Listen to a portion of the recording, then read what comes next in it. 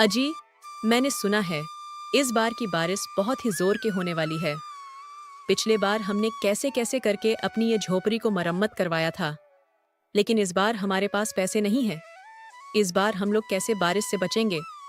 घर में छोटे छोटे 2 बच्चे हैं। हरिया के घर में 2 छोटे छोटे बच्चे थे। ये बार हरिया के पास इतना पैसा नहीं था कि वो अपने झोपड़ी की मरम्मत करवाए। रुक्मिणी, तुम चिंता मत करो। भगवान हम गरीबों को जरूर मदद करेंगे।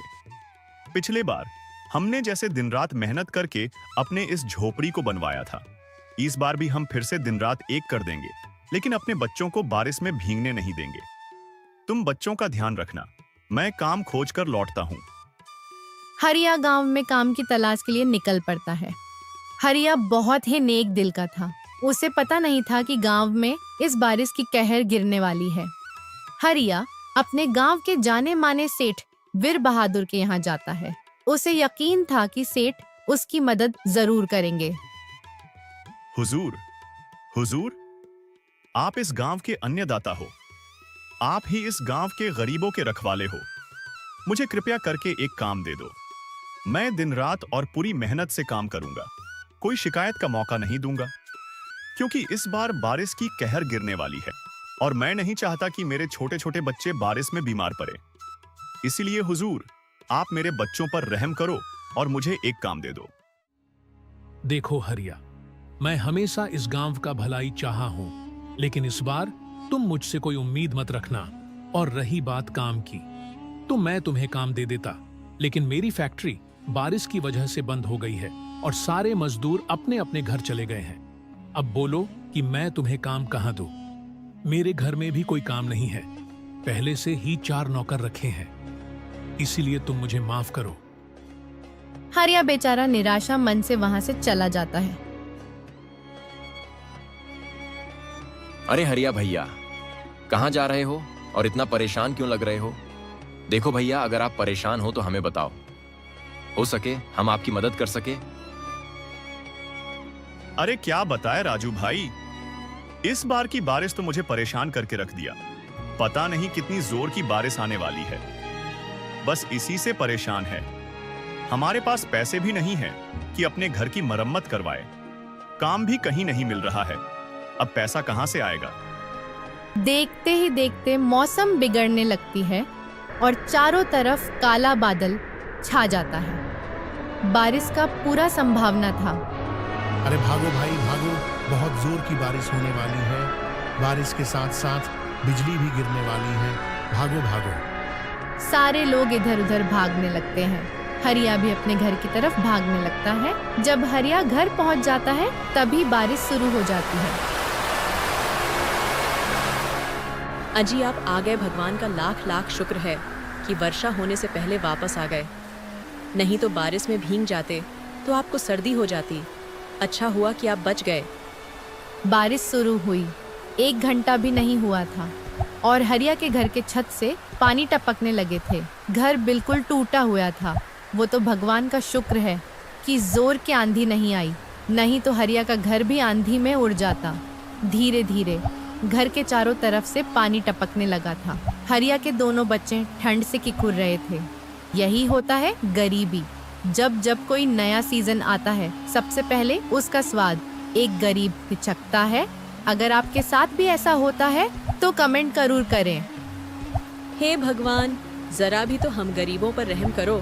जेब में पैसे भी नहीं है कि घर के मरम्मत करवाए। घर में छोटे छोटे बच्चे ठंड से किकुर रहे हैं।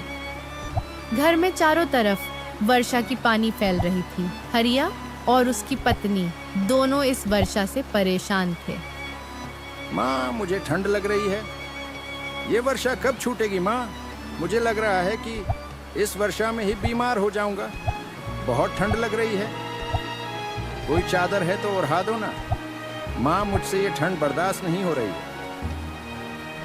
हाँ माँ, गोलू सही बोल रहा है, ठंड बहुत ज्यादा लग रही है। और देखो ना माँ, वर्षा का पानी हमारे घरों में कैसे फैल रही है। तुम लोग चिंता मत करो बच्चों, इस बार वर्षा को बस झेल लो।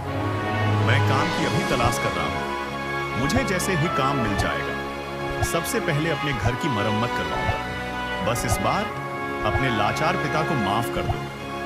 हे भगवान, मैं कितना बदनसीब हूं कि अपने परिवार का भी अच्छे से देखभाल नहीं कर पा रहा हूं।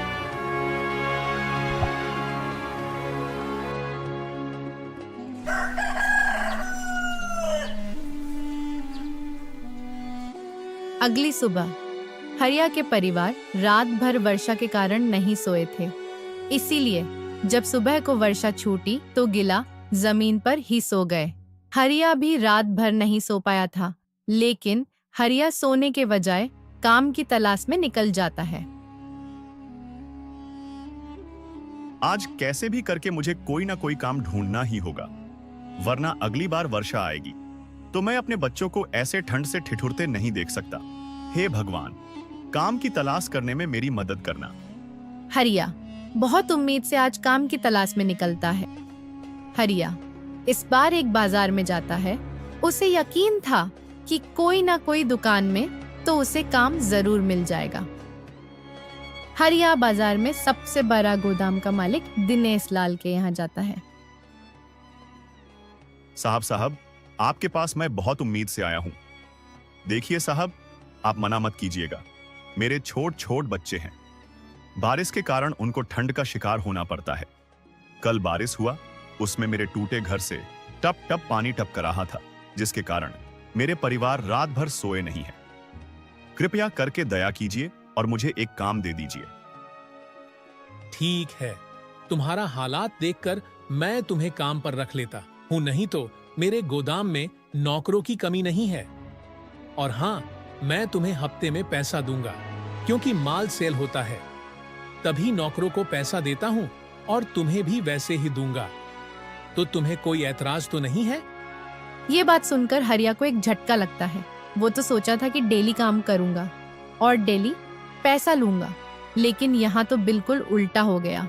हरिया को ऐसे भी कोई काम नहीं मिल रहा था। मजबूरी में हरिया को हाँ कहना पड़ा। ठीक है साहब, मुझे मंजूर है। अच्छा ठीक है, जाओ मजदूरों के साथ और गाड़ी पर से माल उतार कर गोदाम में रख दो। और हाँ, मैं घर जा रहा हूं तो तुम पूरी ईमानदारी से काम करना और एक भी शिकायत मौका मत देना, नहीं तो काम से निकालने में मुझे थोड़ा सा भी समय नहीं लगेगा। नहीं साहब, आप ऐसा मत करना। मैं आपको एक भी शिकायत का मौका नहीं दूंगा। हरिया गाड़ी पर से मजदूरों के साथ मिलकर माल उतारने लगता है और गोदाम में रखने लगता है।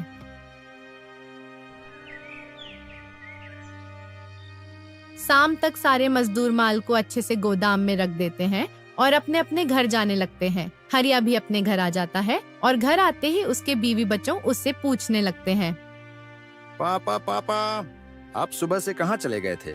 आपको पता है कि मैं, राधा और माँ कितना परेशान हो गए थे। हाँ जी, आप बिना बताए कहाँ चले गए थे? मैंने आपको कहाँ कहाँ नहीं ढूंढा, लेकिन आप कहीं नहीं मिले। मैं बहुत परेशान हो गई थी। एक तो ये बारिश हमें परेशान किए हुए, और आज आप भी मुझे टेंशन दिए हुए थे। अरे रुक्मिनी, तुम गुस्सा क्यों होती हो? जाओ खाना ले आओ। मुझे बहुत जोर की भूख लगी है। खाना खाते समय तुम्हें एक खुशखबरी बताऊंगा। रुक्मिनी फटाफट से खाना लगा देती है और हरिया से कहती है, क्या खुशखबरी है जी? आप बहुत खुश भी लग रहे हैं। अब आप मुझे बताइए ना, मुझे अब सब्र नहीं हो रही है। रुक्मिनी, मुझे काम मिल गया और साहब ने हमें कहा है कि बस खाली ईमानदारी से काम करना। मैं तुम्हें कभी भी काम से नहीं निकालूंगा। और रुक्मिनी, वहां पर ढेर सारे नौकर काम करते हैं और मुझे वहां पर मन भी लग रहा था। अब देखना रुक्मिनी, मैं अपने घर को बिल्कुल अच्छे से मरम्मत करवाएंगे ताकि बारिश में हमें भीगना ना पड़े। ये तो बहुत ही खुशी की बात है जी। अब हमारा घर भी मरम्मत हो जाएगा और बच्चों को ठंड से किकुरना ना पड़ेगा। अब बस आप पूरी मेहनत से काम कीजिएगा ताकि मालिक खुश रहे। अगर वो खुश रहेंगे तो हम भी खुश रहेंगे। हाँ रुक्मिनी, तुम ठीक बोल रही हो। मैं पूरी जी जान लगा दूंगा, बाकी शिकायत का मौका नहीं दूंगा। हरिया खाना खाकर सो जाता है। अगली सुबह आज हरिया पूरी जोश और लगन में था। उसे मेहनत करके खाने में बड़ा मजा। अब आता था हरिया अपने काम पर निकल जाता है। अरे हरिया भैया, आप आ गए। आइए, आपने ठीक किया कि साहब के आने के पहले आ गए, वरना साहब बहुत गुस्सा करते हैं। अरे नहीं नहीं, साहब तो बहुत अच्छे हैं, वो भला गुस्सा क्यों करेंगे। इतने में गोदाम का मालिक दिनेश लाल आ जाता है। अरे अरे, तुम लोग बातें बना रहे हो, काम कब करोगे? चलो जल्दी से काम करो, वरना इस बार के पगार में से तुम लोगों का पैसा काट लूंगा। जल्दी जाओ। सेठ की गड़गड़ाहट वाली आवाज सुनकर सारे नौकर अपने अपने काम करने लगते हैं। हरिया मालिक का बहुत इज्जत करता था। मालिक उसे जो कहते उसे एक झटके में कर देता था। हरिया वही करता जो दिनेश लाल को अच्छा लगता था। धीरे धीरे हरिया सेठ के दिल में अपनी जगह बना ली। अब सेठ भी उसे खूब मान आदर करने लगे। अरे हरिया, तुम बहुत अच्छे हो। वर्षों से मैं ये गोदाम चला रहा हूँ, लेकिन आज तक तुम्हारे जैसे मेहनती और दयालु नौकर नहीं देखा। मैं तुम्हें जो कहता हूँ तुम कर देते हो, और कुछ गुस्सा में कह दूं तो तुम उसका बुरा भी नहीं मानते हो। ऐसे ही काम करते रहो और खुश रहो।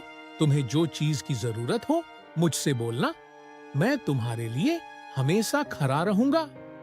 हरिया अपने सेठ के मुंह से तारीफ सुनकर बहुत खुश होता है, लेकिन इसे पता नहीं था कि लोग एक कदम आगे बढ़ाने की कोशिश करते हैं तो उसके अगल बगल के लोग उसका टांग खींचने पर तुल जाते हैं। हरिया के साथ भी कुछ ऐसे ही होने वाला था। गोदाम के सारे नौकर की नजरों में हरिया गिर चुका था।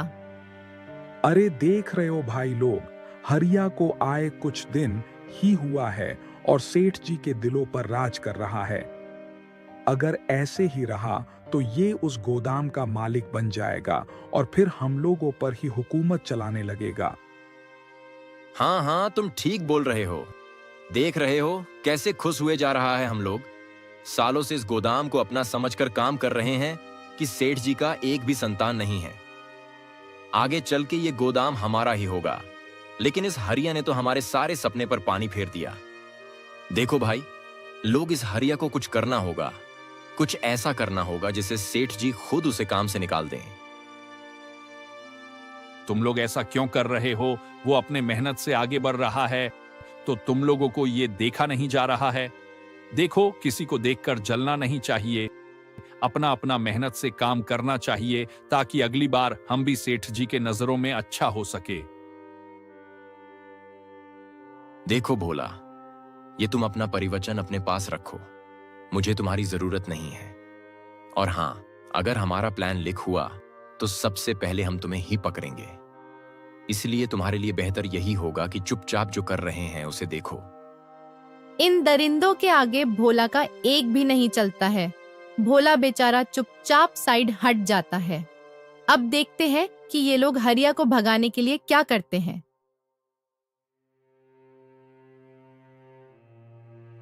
शाम हो जाती है और सारे लोग गोदाम से अपने घर जाने लगते हैं।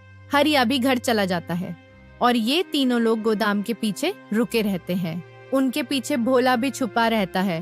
भोला को यकीन था कि ये लोग हरिया को बदनाम करके ही मानेंगे, इसलिए इनको देखने के लिए भोला छुपा रहता है।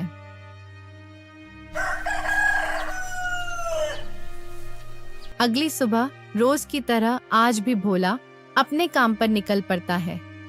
भोला गोदाम जैसे ही पहुंचता है, देखता है कि वहां बहुत भीड़ लगी हुई है।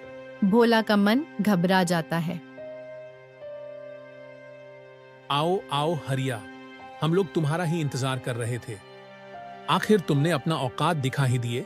आखिर तुमने ये साबित कर दिए कि किसी पर उतना विश्वास नहीं करो कि वो अपना औकात ही भूल जाए।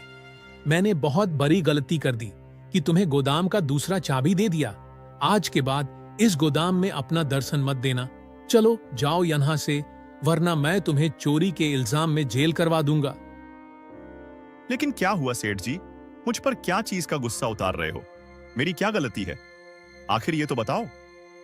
सेठ जी से क्या पूछ रहे हो हरिया? मुझसे पूछो। सेठ जी तुम पर कितना विश्वास करते थे और तुमने उनका विश्वास को तोड़ दिया। अगर तुम्हें पैसों की इतनी ही जरूरत थी तो उनसे मांग लिए होते, वो तुम्हें भीख में दे देते। उनके गोदाम से चावल की बोरी चुराने की क्या जरूरत थी? क्या मैंने गोदाम से चावल चुराया है? ये आप लोग कैसी बातें कर रहे हो? इतना नीच काम मैं सपनों में भी नहीं सोच सकता। सेठ जी, आपको कोई गलत फहमी हुई है। मैंने कोई चोरी नहीं की, मुझे फंसाया जा रहा है। देखो देखो, गोदाम के भाई लोग इसे कोई फंसा रहा है। ये क्यों नहीं कह रहे हो कि तुम्हें इस गोदाम का मालिक बनाना है, क्योंकि तुम्हें पैसों की जरूरत है। और मालिक आपको पता नहीं है, ये आपकी जान भी ले सकता है ताकि आपके गोदाम का मालिक बन सके। इसे धक्के मार के यहां से भगा दी मालिक, नहीं तो आपको तो ये मरेगा, इस साथ ही हमारा रोजी रोटी भी छीन लेगा। फिर सारे लोग हरिया को वहां से भगा देते हैं। भोला को ये सब बहुत बुरा लग रहा था, लेकिन वो कुछ कर भी नहीं सकता था। बेचारा हरिया निराशा मन से घर लौट रहा था। अब हरिया को जो पैसा मिलने वाला था वो भी नहीं मिला। अब वो अपने बच्चों से जो वादा किया था घर की मरम्मत करवाने की, वो कैसे करवाएगा? इतना हरिया सोच ही रहा था कि इतने में मौसम बदलने लगी और तेज हवाएं और बादल छाने लगी। एक तो हरिया को काम से भी निकाल दिया और ये बारिश भी उससे खिलवाड़ कर रही है। देखते ही देखते बहुत तेज की बारिश होने लगती है। हे भगवान, मुझे जल्दी से घर जाना होगा, नहीं तो मेरे बच्चे और पत्नी इस बारिश में भीग जाएंगे। क्या भगवान आप भी मेरे साथ ऐसा कर रहे हैं? हरिया जैसे ही घर पहुंचता है, देखता है कि जहां पर उसका घर था वो बिल्कुल खाली हो चुका है और उसकी पत्नी और बच्चे एक पैर के नीचे छुपे हैं। हरिया द्वार कर अपने बीवी बच्चों के पास जाता है। आंधी तेज होने के कारण हरिया की झोपड़ी उड़ जाती है। बारिश में रात भर चारों लोग वहीं पैर के नीचे खड़े रहते हैं। अब उनके सर पर एक छत भी था जो आंधी में उड़ चुका था। अजी देखिए ना, ये क्या हो गया हमारे पास? अब घर भी नहीं है, अब हम लोग कहाँ रहेंगे? हे भगवान, आप हमारे साथ ही ऐसा क्यों कर रहे हैं? अब मैं अपने बच्चों को बारिश से कैसे बचाए? इस दरिंदे गांव में हमारी कोई मदद भी नहीं कर रहा है। रुक्मिनी बहुत परेशान है। अगर मैं इसे अपने काम के बारे बताऊंगा तो ये और दुखी हो जाएगी। नहीं नहीं, इसे मैं कुछ नहीं बताऊंगा, समय आने पर खुद पता चल जाएगा।